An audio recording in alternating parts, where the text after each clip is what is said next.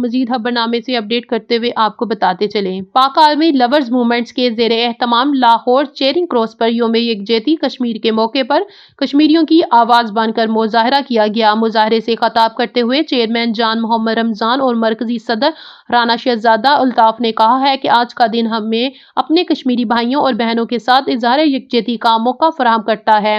ہم ان کی جدوجہد، آزادی، قربانیوں اور صبر کو سلام پیش کرتے ہیں۔ کشمیر صرف ایک خطہ نہیں بلکہ ہمارے دل کی دھڑکن ہے۔